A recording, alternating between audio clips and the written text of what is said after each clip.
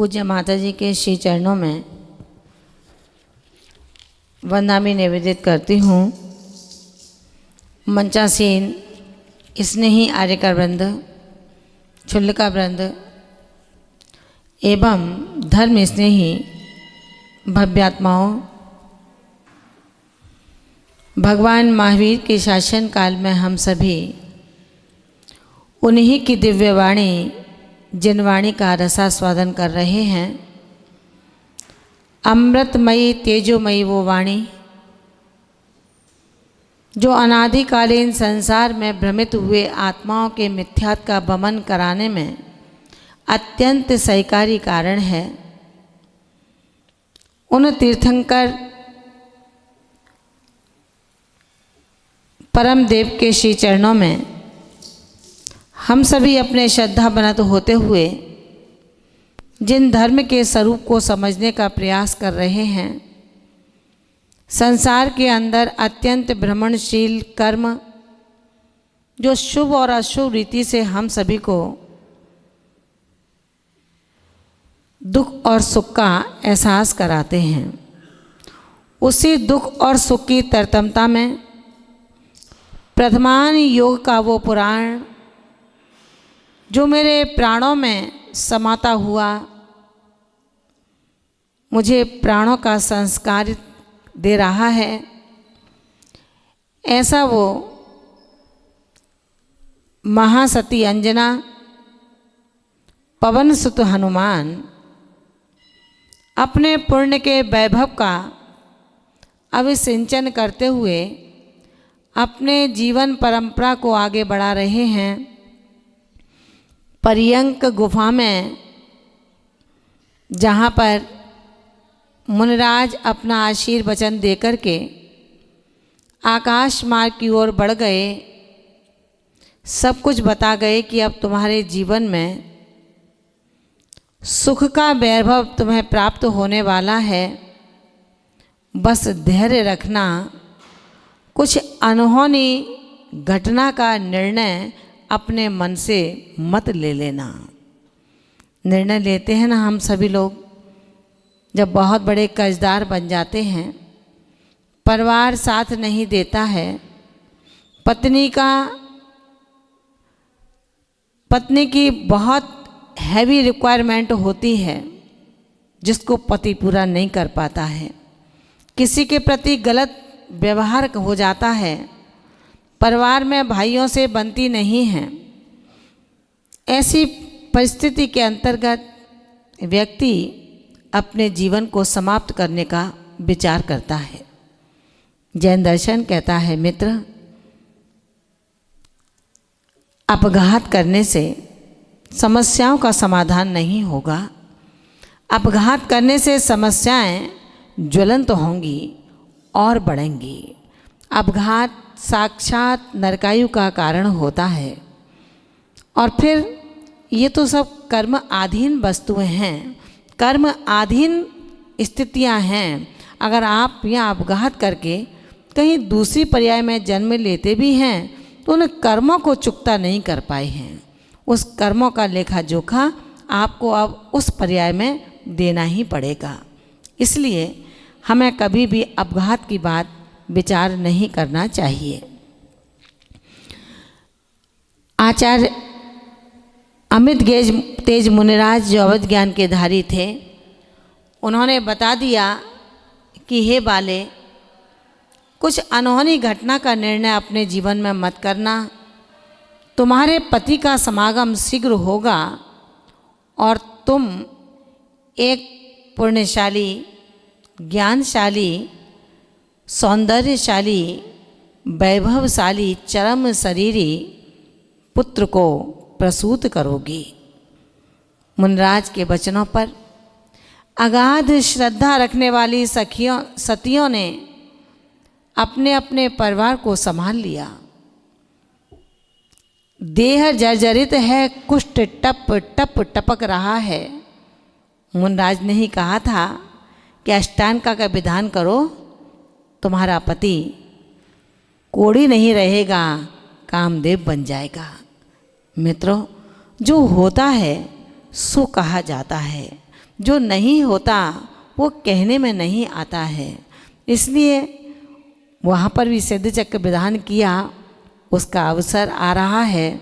आद्योपांत बताने का बिल्कुल प्रयास करेंगे कि 8 दिन के अंतर्गत 8 एपिसोड के माध्यम से किस प्रकार से हुआ था ये कर्म बंध और कुष्टि का स्वरूप, कुष्टि का रूप उस कामदेव को क्यों मिला। सब कर्मों के परिप्रेक्ष्य में जब देव शास्त्र गुरुओं की अवहेलना मेरे अहंकार के कारण शब्दों से बाहर निकल जाती है, वो कर्म बंध का कारण बनती है। और बाहर न भी निकले, मन में भी आएगी तो भी कर्म बंध का कारण होगा ही होगा। इसलिए नेमिचंद सिद्धांत चक्रवर्ती गौमटसार कर्म कांड के अंतर्गत उन्होंने कहा है कि सम्यक दृष्टि जीव भी जब तक अपने गुरु के बताए गए मार्ग पर सही मान कर के चलता है और वस्तु तत्व जब तुम्हें आगम से, आप्त से, गुरु से सत्यांशों के रूप में प्राप्त हो, उस समय भी यदि तुम अपना परिवर्तन न कर सके तो जैन दर्शन कहता है कि सम्यक दृष्टि आप नहीं कहलाएंगे, उसी समय से मिथ्या दृष्टि के दायरे में आप आ जाएंगे। सत्य क्या है उसका खोज करो। पूर्वाचार्यों ने, तीर्थंकरों ने हमें जो दिया है उनसे योग्य आज कोई भी इस धरती पर नहीं है। तीर्थंकर साक्षात केवल ज्ञान को लिए बैठे हैं। संपूर्ण ब्रह्मांड के 6 द्रव्य और उनकी संपूर्ण पर्याय जिनको एक रूपत दिखाई दे रही हैं, उनसे बढ़कर के हम और आप कभी नहीं हो सकते हैं। आचार्य भगवंत कहते हैं कि महासती अंजना का ये पुराण तुम्हारे प्राणों को जीवंतता प्रदान करे, ऐसा पुरुषार्थ आप कीजिए। आज मुनराज चले गए। अब अंजना ने अपनी सखी से कहा कि बहन, प्रसव का समय भी निकट है, इस गुफा में ही अपन कुछ दिन तक ठहर जाते हैं। ये विचार ही कर रही थी, इतने में विकराल सिंह, जिसका मुख हाथियों के रुधिर से सना हुआ था, रक्त की बूंदें टप टप उसके मुंह से टपक रही थी। लाल लाल दिखने वाला जटाओं के समूह को बार बार हिला रहा था। मृत्यु के द्वारा भेजा गया कुटिल भौं को धारण करने वाला अपने नखाग्र से पृथ्वी को खोद रहा था, जिसका वक्षस्थल कैलाश के तट के समान चौड़ा था। उसे देख करके अंजना ने कहा, सखी ये क्या है? मेरे सामने साक्षात मौत खड़ी है। ये मृत्यु मानूं या क्या मानूं? कोई दैत्य का स्वरूप रख करके तो यहाँ नहीं आया, ऐसी आशंका जता रही है अंजना अपनी सखी बसंतमाला के लिए। कलिकाल कहूँ या प्रत्यक्ष प्रलय का स्वरूप कहूँ, समझ में नहीं आ रहा। यमराज का भी ये तो अंत करने वाला दिख रहा है। सूर्य है, अग्नि है, अथवा ये कौन है जिसकी गर्जना मात्र 10 दिशाओं को कंपित कर रही हैं। थर थर वृक्ष के लगे पत्तों की तरह कंपायमान जिसका संपूर्ण शरीर हो रहा है। विवश होकर के यत्र तत्र देख रही हैं, लेकिन उस छोटी सी गुफा में कहीं भागने का अवसर बिल्कुल भी नहीं था। दोनों सखी उस सिंह गर्जना से इतनी भयभीत हो जाती हैं। अंजना ने पहचान लिया कि अब जीवन बहुत मुश्किल है। जब तक ये उपसर्ग नहीं टलेगा तब तक मेरे चारों प्रकार के आहार का त्याग रहेगा। शरीर रहेगा तो आहार ग्रहण करूँगी और शरीर न रहा तो जीवन पर्यंत के लिए मेरे आहार का त्याग ग्रहण स्वीकार करती हूँ। सखी बसंतमाला चूंकि अंजना को उठाने में समर्थ नहीं बन पा रही थी, आकाश में उड़ जाती है, निकल जाती है, उड़ जाती है, छटपटा रही है कि कैसे रक्षा करूं अंजना की। ये सिंह इसको काल कवलित कर जाएगा, नहीं बचेगा इसका शरीर और न इसका पुण्यशाली बच्चा। अत्यंत भयभीत होकर के वो आकाश में पक्षिणी की तरह उड़ रही है, बार बार चक्कर काट लगा रही है कि कैसे हो इसकी रक्षा। चीखती है, अपनी आवाज़ में लोगों को बुलाना चाहती है, लेकिन कोई इंसान की गंध तक भी जहाँ ना हो वहाँ भला कौन रक्षा के लिए आ सकता है। लेकिन मित्रों, कहा है पुण्य बहुत बलवान होता है। अगर पुण्य तुम्हारे पास किंचित भी है तो तुम्हारी रक्षा सहजता से हो जाया करती है, और जब पुण्य तुम्हारे पास नहीं तो लाइसेंस काम नहीं करता है, बैंक की चेक बुक काम नहीं करती है, कुछ भी काम नहीं करता है। पुण्य की दौलत का स्वामी मुझे बनना चाहिए, और पुण्य की दौलत ईर्ष्या में नहीं बनती है, पुण्य की दौलत प्रतिशोध में नहीं बनती है, पुण्य की दौलत अन्याय अनीति से नहीं बनती है, पुण्य की दौलत किसी के प्रति किए गए अपकार की प्रवृत्ति से नहीं बनती है, पुण्य की दौलत जिनेंद्र भक्ति से बनती है, सरलता सहजता स्वभाव से बनती है। इसलिए कहा है स्वभाव मार्दवम च, स्वभाव मृदु होना चाहिए। मीठा बोलना तो हर कोई जानता है, कोयल भी बहुत मीठा बोलती है। ध्यान रखना मित्रों, पैसा कमाना हर कोई जानता है, और सुंदर घर बनाने के लिए किसी को कला सिखानी नहीं पड़ती है, लेकिन अपने आप की मधुर आवाज़ जो मुझे स्वयं अच्छी लगे इसका प्रयास करना बड़ा दुस्साध्य कार्य होता है। दूसरों के प्रति मैं क्या बोल सकता हूँ, किस तरह बोला जा सकता है, ये विचार करने वाला पुरुष महापुरुष कहलाया करता है। आज अंजना को देख करके आकाश में उड़ती हुई बसंतमाला बार बार गुफा के चक्कर काट रही है, देख रही है कि शेर नज़दीक पहुंचता जाता है, एक एक पांव रखता है और अंजना के पास जा रहा है। अब अंजना, तेरा जीवन सुरक्षित नहीं है। इतने में उन स्त्रियों को भयभीत देख करके उसी गुफा में रहने वाला गंधर्व को दया उत्पन्न होती है। गंधर्व की स्त्री का नाम रत्नचूला था।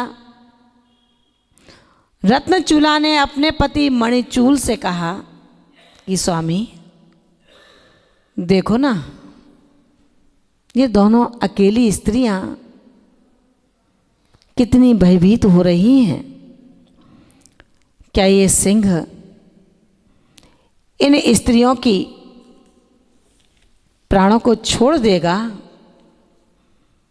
एक काम करो, हमारा कर्तव्य है, ये हमारे स्थान पर आई हैं, हम इनकी रक्षा करें। जब मणिचूल गंधर्व ने अपने पत्नी की बात को सुना विचार किया और कहा कि ठीक है, इनकी रक्षा करनी है तो मुझे अपने रूप का परिवर्तन करना पड़ेगा। अब रूप का परिवर्तन करने का सामर्थ्य उनके भीतर था। जो दूसरों की रक्षा के लिए प्रेरित होता है उसे उसके कर्म उसी योग्य बना देते हैं। अपन दूसरे की रक्षा करने के भाव नहीं रखेंगे तो कर्म तुम्हें कमज़ोर बना देंगे, तुम उठ ही नहीं पाओगे, चल ही नहीं पाओगे, बुद्धि तुम्हारी काम नहीं करेगी। और दूसरों की रक्षा का भाव मेरे भीतर होता है तो मुझे सामर्थ्यवान बना दिया जाता है। आप सेवा करो, भीम जैसा शरीर मिलेगा। गुरुओं की सेवा, बुजुर्गों की सेवा, असहायों को संबल दो, दो प्रेम के शब्द बोलो, जो मन से टूटे हैं वो जुड़ जाएंगे। अगर हमारा ये व्यवहार बन गया तो आपका अगला औदारिक शरीर भीम जैसा मिलेगा। भीम की शक्ति थी। आज अपने पास शक्ति है क्या? 25 किलो का वजन भी नहीं उठा पाएंगे, और छोड़ो झाड़ू ही नहीं उठा पाते हैं। वो भी एक नौकर लगाता है घर में, वो तो हल्की सी है ना, इसलिए पीछी नहीं मिल पा रही है आपको। पीछी हर समय हाथ में रखनी पड़ेगी। जो घर की गंदगी को नहीं संभाल पाएगा वो भला पीछी कैसे संभालेगा? इसलिए पीछी का नंबर नहीं आ रहा। भाव आज है नहीं और कल भाव होंगे तो चारित्र कर्म आपको प्रेरित करेगा। आज घर से निकल नहीं पा रहे हैं और कुछ भी नहीं कर रहे हैं, कुछ भी नहीं है, बोनस की ज़िंदगी मिल रही है, अब उसका भोग कर रहे हैं, सब काम हो गया, अब तो चौकीदारी का फरमान जारी है, अब कुछ बाकी नहीं है। मणिचूल गंधर्व ने जब पत्नी की बात सुनी तो विचार किया कि अब मुझको अपने रूप को परिवर्तित करना पड़ेगा। तो उसने कौन सा रूप रखा? क्योंकि शेर था। शेर को गधा मारेगा क्या? नहीं मारेगा। शेर को कौन युद्ध करेगा? जो सवा शेर होगा, है ना।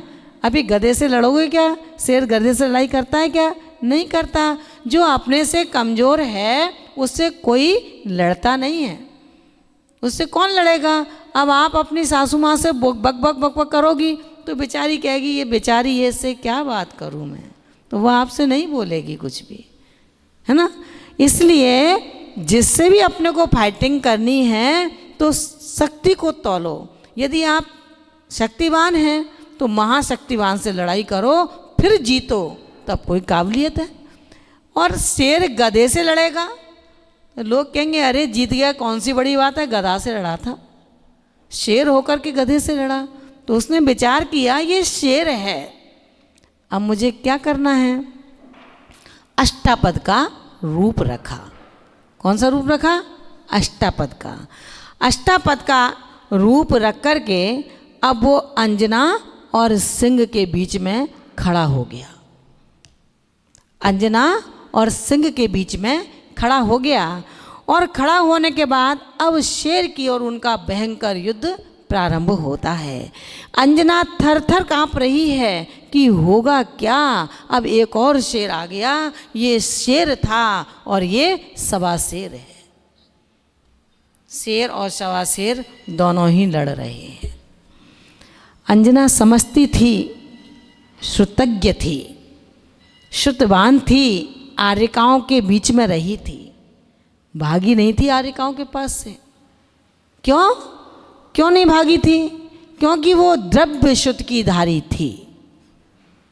किसकी थी? द्रव्य शुद्ध की धारी थी।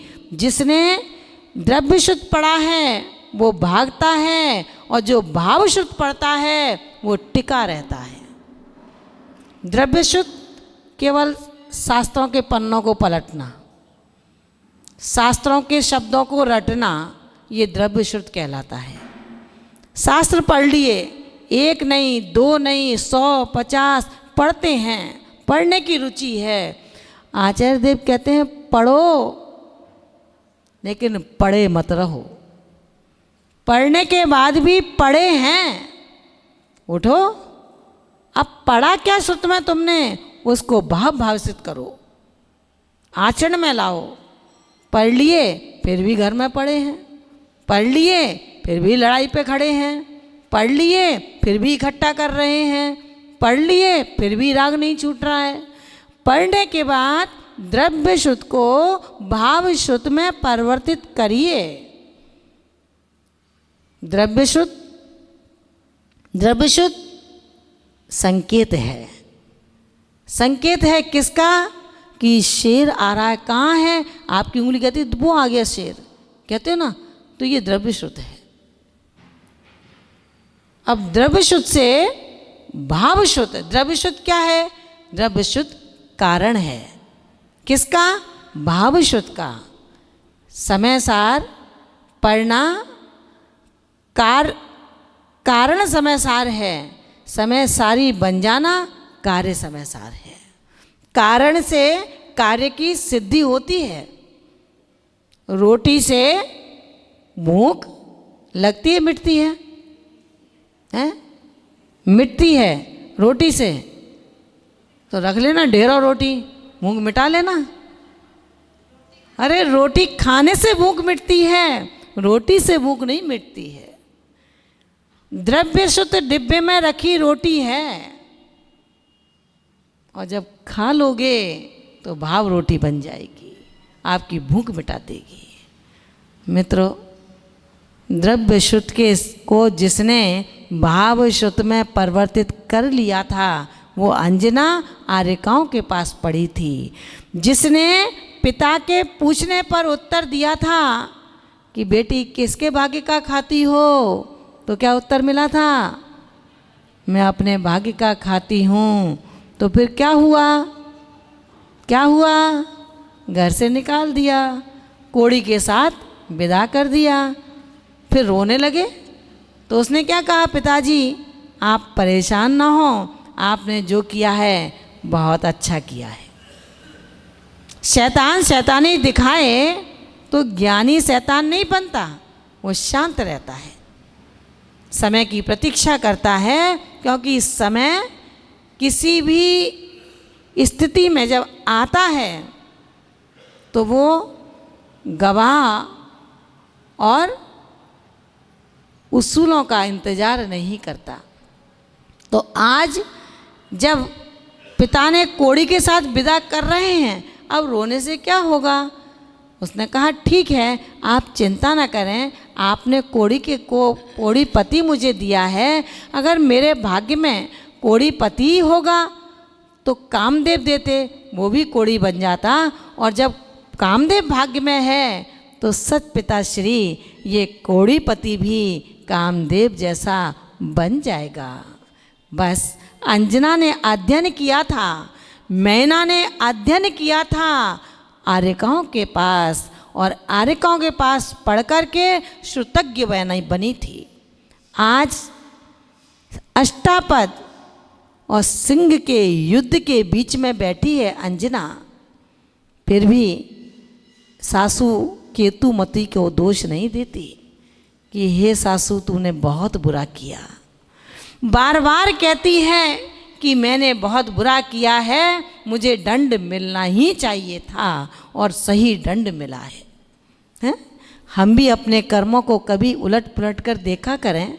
अब पुराने कर्म तो देख नहीं सकते हैं, तो कौन से कर्म देखें? प्रतिदिन के कर्म देखें। सुबह उठे आप, रात्रि को जब विश्राम शैया पर जाएं, वहाँ पर जाने से पहले एक बार सुबह से लेकर शाम तक का एक चार्ट अपनी आँखों से नीचे से उतारें। किसके साथ मैंने कितनी बदसलूकी की, किसके साथ मैंने कितना सुंदर व्यवहार किया, किसके साथ मैंने अपनी हल्के शब्दों का व्यवहार किया, कितना पाप किया, कितना पुण्य किया। एक दिन का लेखा जोखा संभालते रहोगे तो ढेर नहीं लगेगा, एक दिन का संभालते रहो। अंजना के बीच में जब अष्टापद आ जाता है, अब अष्टापद का रूप कैसा होगा आप सोचिए कि जिसके शरीर से शिखरों के समूह को आच्छादित करने वाले भयंकर केसर हो। केसर माने बाल, इतने बाल हैं कि तुम्हारे मंदिर की शिखर को भी ढक दिया जाए, इतना विशाल अष्टापद का रूप रख करके जब अंजना और सिंह के बीच में आकर के उतर जाता है, दोनों के बीच में घनघोर युद्ध होता है।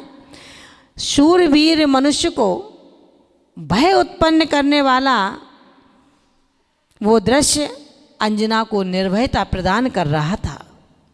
अंजना जिनेंद्र भक्ति में तल्लीन थी। आकाश में मंडलाकार भ्रमण करने वाली बसंतमाला कुकरी की तरह चिल्ला रही थी कि रक्षा हो, रक्षा हो, रक्षा हो, महेंद्र की पुत्री अंजना की रक्षा हो, कुमार पवनंजय की पत्नी अंजना की रक्षा हो, सद्यजात जन्म लेने वाले उस योग्य पुत्र की रक्षा हो कि कहीं ये सिंह इसको अपने काल का ग्रास न बना ले। भयंकर वन में ये स्थिति चल रही है और निरंतर बसंतमाला यही कहती है कि हे देवी, दुष्ट विधाता के वश और मेरी दुर्बुद्धि के कारण तुम उत्तरोत्तर दुखों को व्यतीत कर रही हो। हे पवनंजय, तुम कहाँ पर हो? अपनी पत्नी की रक्षा क्यों नहीं करते हो? इतनी सुंदर समर्पित पतिव्रता पत्नी कुमार पवन तुम्हें अभी अन्य फिर नहीं मिलेगी। चीखती है कि हे महेंद्र, क्या हो गया है तुझे? जिस पुत्री को तुमने प्रसूत किया उसको शरण नहीं दी। आज इस नितांत बीहड़ जंगल में देखो तुम्हारी पुत्री अब मौत के मुंह में जा रही है। चीखती है कि हे दुष्टा केतुमती, जरा सा साहस रख लेती। ये निर्दोष है, मुझे मालूम है, लेकिन तुमने तो किसी पर भी विश्वास न किया और गर्भ के भार से पीड़ित राजकुल वधू को दोषी करार कर राजमहलों से बाहर कर दिया। आज तुम्हारी वो राजकुल वधू मरण के लिए तैयार बैठी है। नाना प्रकार से युद्ध चल रहा है। उसी समय अष्टापद ने सिंह को प्राण लुंठित कर दिया। शेर मर जाता है, अष्टापद अंतर लीन हो जाता है, अपने स्वरूप को जाकर के धारण कर लेता है। अब भय की स्थिति समाप्त हो जाती है। सखी जो मंडलाकार आकाश में घूम रही है वो नीचे आती है। अंधकार गुफा में इतना छाया हुआ है कि हाथ से हाथ दिखता नहीं है। जंगल की गुफा है, कोई बनाई हुई गुफा तो है नहीं जिसमें लाइटिंग लगी हो, है ना। तो उस अंधकार गुफा के अंदर अब बसंतमाला नीचे उतरती है, आवाज देती है कि अंजना, अंजना, तू जिंदा है या मरी है। हाथों के स्पर्श कर रही है। अंजना को देखा कि अंजना तो निश्चिष्ट पड़ी हुई है। जान लेती है अंजना अब मर चुकी है। हाय अंजना, अब क्या होगा? लेकिन मुनि के वचन झूठे नहीं हो सकते हैं। उन्होंने कहा है पति का समागम अति शीघ्रता से होगा और कालांतर में तुम्हारे द्वारा एक चरम शरीरी अत्यंत विद्या का पारगामी ऐसे सुंदर पुत्र का जन्म होगा। लेकिन अंजना, एक बार अपने मुख से बोलो तो सही कि तुम जिंदा हो या मरी हो। अंजना ने निर्भयता की हल्की आवाज से कहा, सखी बसंतमाला, मैं इधर हूँ। हिम्मत बढ़ती है कि अंजना मरी नहीं है, सिंह के काल का ग्रास नहीं बनी है। समय गुजरता गया। अब उस गंधर्व ने विचार किया कि इनका समय कैसे, इनको भयभीत जो स्थिति है इससे निर्भयता प्रदान की जाए।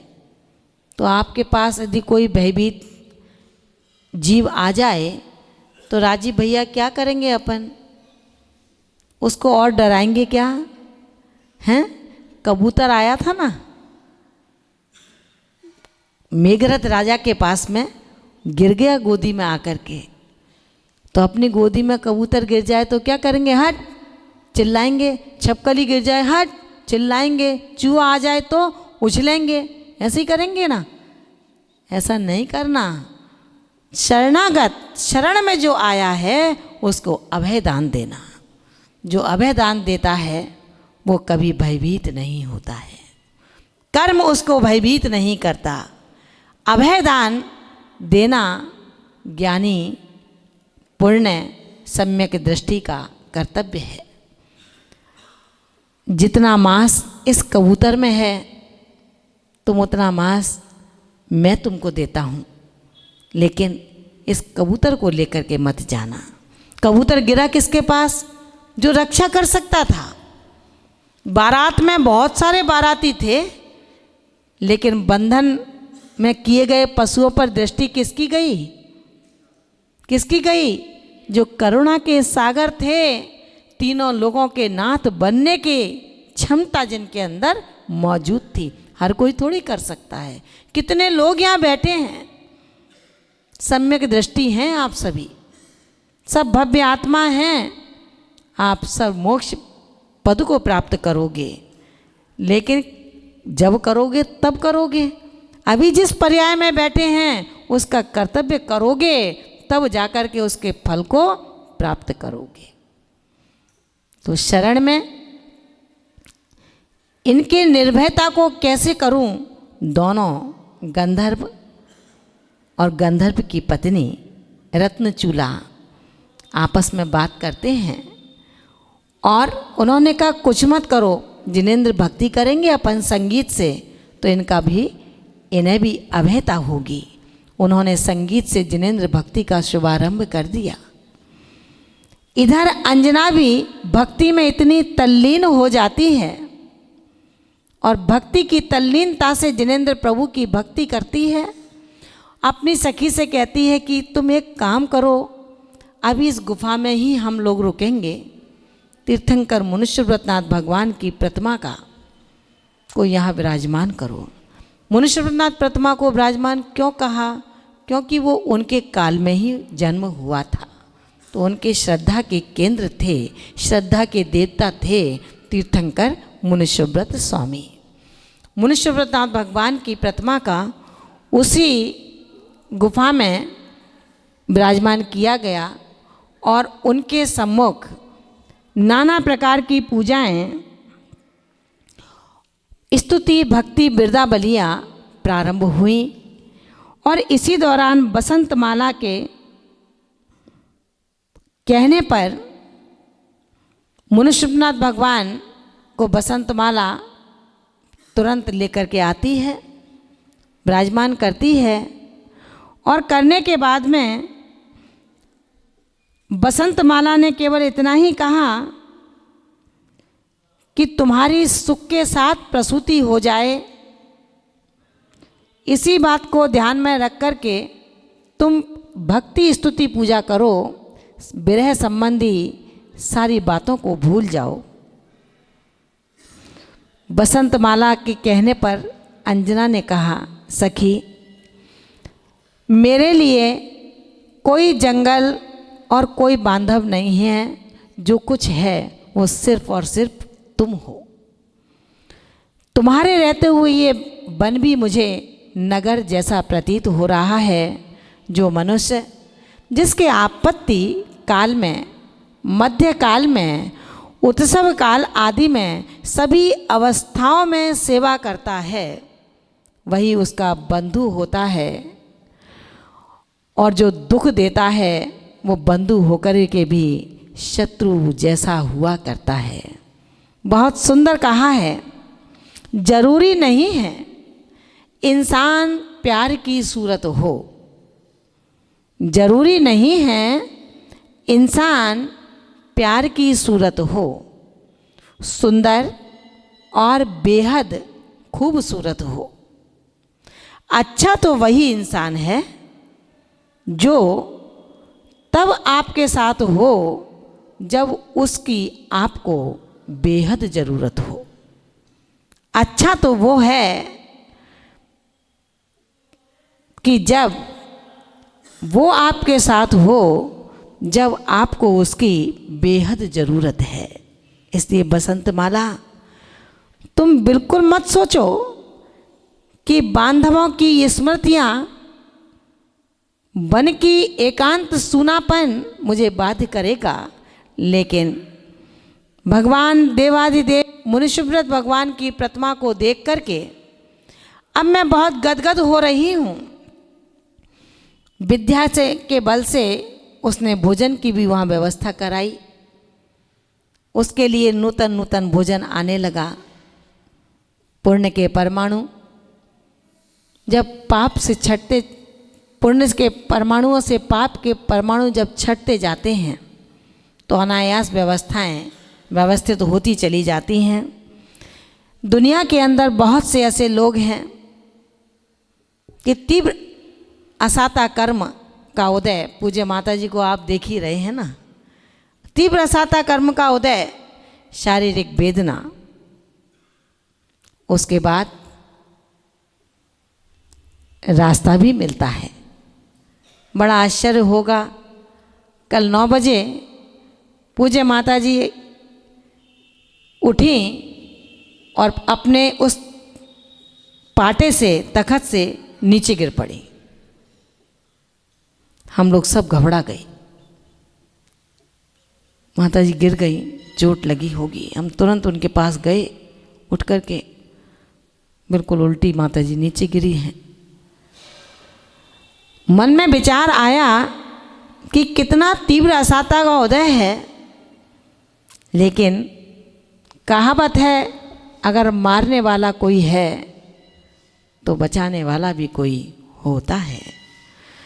अंजना ने भी उन गंधर्वों की करुणा के साथ में संगीत में पूजा का शुभारंभ किया और पूजा के शुभारंभ से हुआ ये कि उसके पुण्य प्रकृतियों का जागरण हुआ।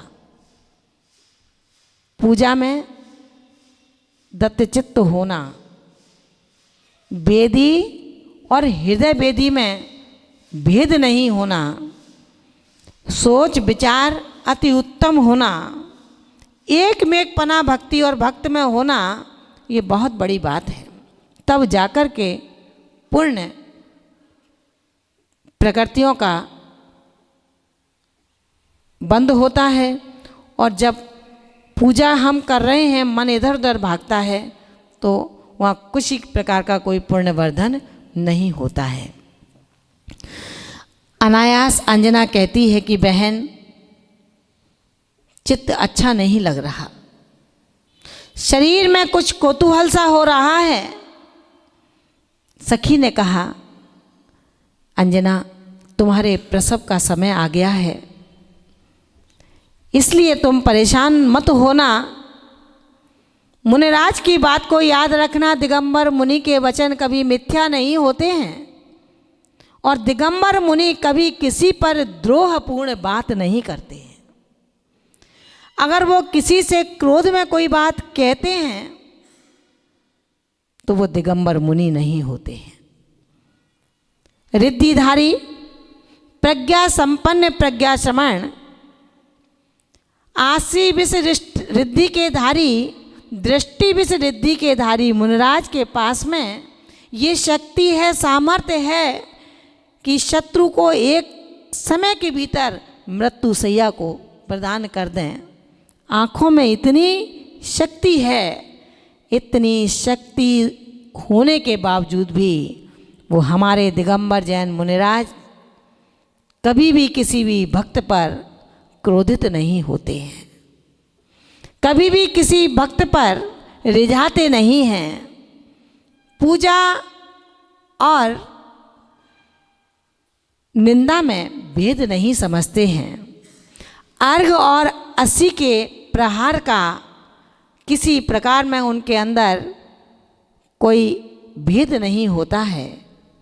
दिगंबर मुनिराज करुणा के धारी भव्य जीवों के परम उपकारी हुआ करते हैं। विषयों की आशा से नितांत दूर, ज्ञान ध्यान तप श्रुत में रत रहने वाले आरंभ परिग्रह से सर्वथा दूर होते हैं। तिल तुस मात्र भी परिग्रह जिनके पास नहीं है, ऐसे वो मुनिराज की बातों पर श्रद्धा रखो। बसंत अंजना, उन्होंने कहा है तुम एक चरम शरीरी पुत्र को प्रसव करोगी। वो अवसर आ गया है, अब उस अवसर की तुम खुशियाँ मनाओ। समयोपरांत अवसर आता है और पूर्व कर्मों की स्थिति का अब क्षय होने लगता है। प्रसव की वेदना बढ़ती है, लेकिन धन्य है सखी बसंतमाला, जिसने कभी अपनी सखी को दुख में भी नहीं छोड़ा। दुख में मित्रों हमेशा साथ निभाना। एक बार सुख में ना जा पाएं, लेकिन दुख में कभी भी किसी की उपेक्षा मत करना। जिसको आवश्यकता है तुम्हारे एक शब्द की, वो शब्द हो सकता है अगर तुमने अपने पड़ोसी से, अपने मित्र से, अपने परिवार के किसी एक सदस्य से इतना भी कह दिया कि चिंता ना कर, मैं हूँ ना तुम्हारे साथ में, तुम्हारा कुछ नहीं होगा। बस मान करके चलना, ये संजीवनी का काम कर जाएंगे, सर्वौषधि का रूप ले जाएंगे। और आपने सोचा अरे हम क्यों करें, कोई नहीं करता, जो जाने सो करे। तो ये शब्द उसका बिगाड़ तो कुछ नहीं पाएंगे, लेकिन मेरा सब कुछ बिगाड़ जाएंगे। इसलिए दुख में हमेशा साथ रहना। दुख कभी नहीं रहता है तो सुख भी कभी नहीं रहता है। जब सुख जाता है दुख देकर जाता है, और दुख जाता है सुख देकर जाता है। रात्रि आई तो दिन गया, दिन आया तो रात्रि गई। इसी तरह आज अंजना परेशान हो रही है, लेकिन परेशानी के साथ भी वो खुश इसलिए है कि मुनिराज के शब्द उसके कर्णों को बार बार गुंजायमान करते हैं कि अंजना तुम एक सुंदर चरम शरीरी कुशल पुत्र को प्रसूत करने वाली हो। तुम्हारे पति का बहुत शीघ्रता से मिलन होगा। कुछ भी निर्णय गलत मत लेना, धैर्य बनाए रखना। बस मित्रों यही हुआ। घोर अंधियारी गुफा में महामुनि सती को बंधा धीर, पूरब कर्मों का हनन हुआ। बस उसी गुफा में कुछ दिन में हनुमान वीर का जन्म हुआ। शिशु की सूरत को देख देख अंजना इस तरह फूल गई, जैसे कुछ कभी हुआ ना हो, सारे दुख अपने भूल गई। बालक हनुमान का जन्म पर्यंक गुफा में हो जाता है, और जन्म होते ही पुण्यशाली था ना, तो क्या हुआ, अंधियारी गुफा प्रकाशमान होने लगती है। अत्यंत प्रकाशित वो गुफा को देख कर के अंजना कहती है कि अरे ये क्या हुआ, इतनी घोर घनघोर गुफा के भीतर इतना प्रकाश कहाँ से हो रहा है। बसंतमाला ने कहा सखी ये तुम्हारे पुत्र का प्रकाश है। मुनिराज ने कहा था ना कि एक सुंदर ज्ञानवान अतिशय प्रतापी चरम शरीरी पुत्र को प्रसूत करोगी, ये वो ही पुत्र है।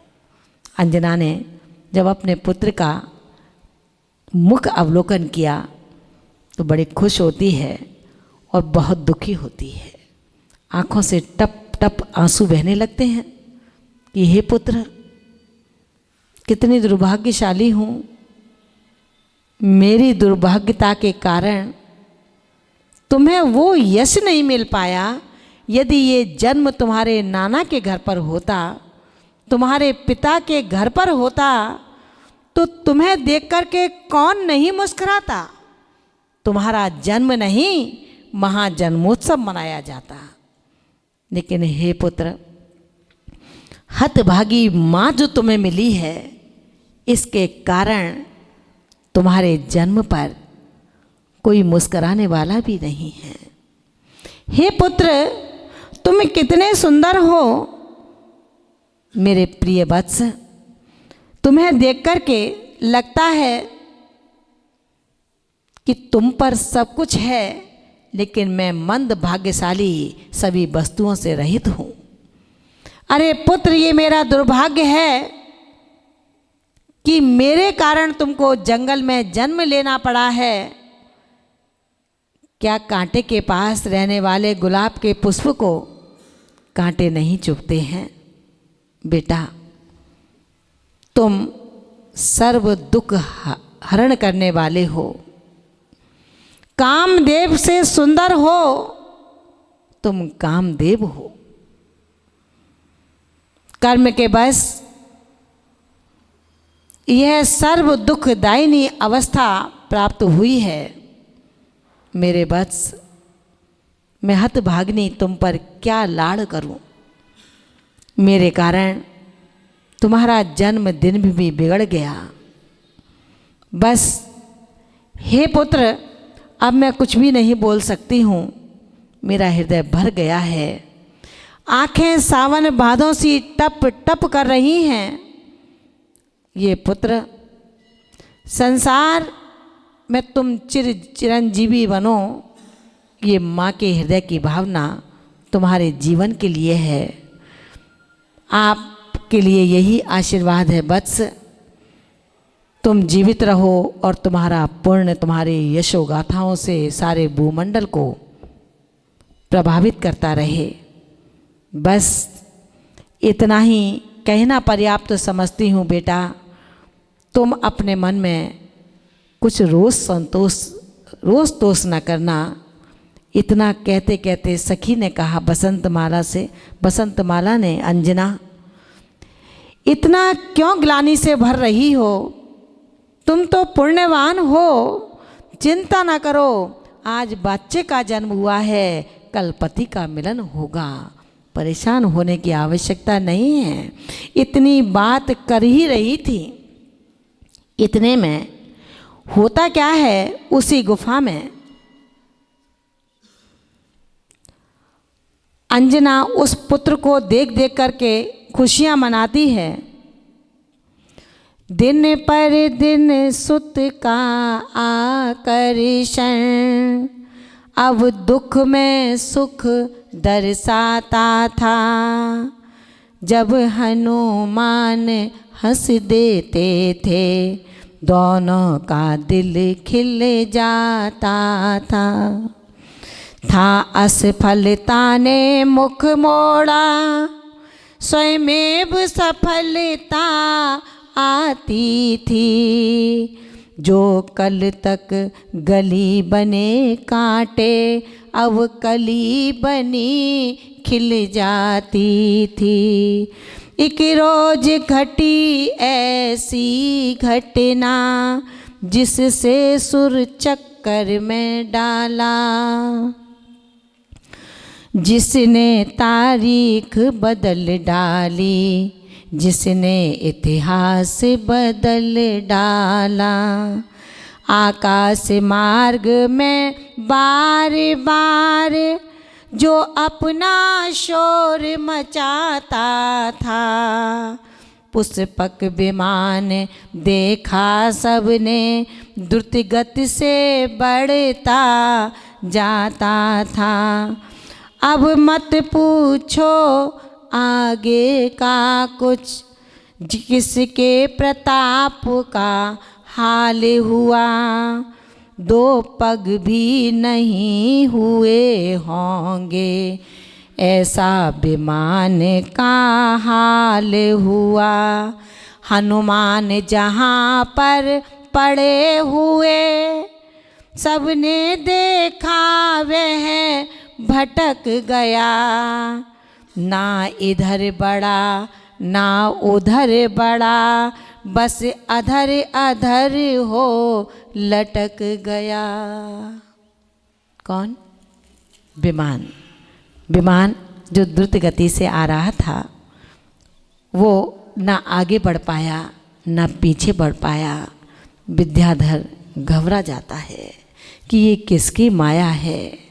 उतरो नीचे, देखो चलकर आखिर कौन सा मेरा शत्रु है। जब शत्रु होता है तो विमान रुकता है, अपना कोई मित्र होता है तो विमान रुकता है। या मित्र है या शत्रु है, कौन है आज नहीं। मित्रों, कल उतारेंगे इस विमान को उस गुफा के बाहर कि कौन है मेरा शत्रु या मित्र। सुनने और समझने के लिए ठीक 9 बजे तक का हम प्रतीक्षा करें और जानेंगे कि पुण्यशाली की पुण्य महिमा कितनी प्रबल होती है। आप सबकी धैर्यता के लिए बहुत बहुत कृतज्ञता और आभार ज्ञापित करती हूँ। आप सबके लिए यही प्रार्थना करती हूँ, आपको वो परमात्मा असीम सौंदर्यता, चिरंजीवता, आरोग्यता, समृद्धता प्रदान करके आप सबके भीतर से प्रतिशोध की अग्नि को समाप्त करके समता का जल अवगाहन करा दे। इन्हीं भावनाओं के साथ दोनों हाथों को लेकर के आए हैं। एक बार हाथ ऊंचा करेंगे और लगाएंगे जयकारा। जय बोलिए आदि ब्रह्मा तीर्थंकर आदिनाथ भगवान की। परम पूज्य सिद्धांत रत्न भारत गौरव गणनी शिरोमणि आर्यका श्री विशुद्धमती माता जी की, श्रीमद् जैन धर्म की। बोलिए परम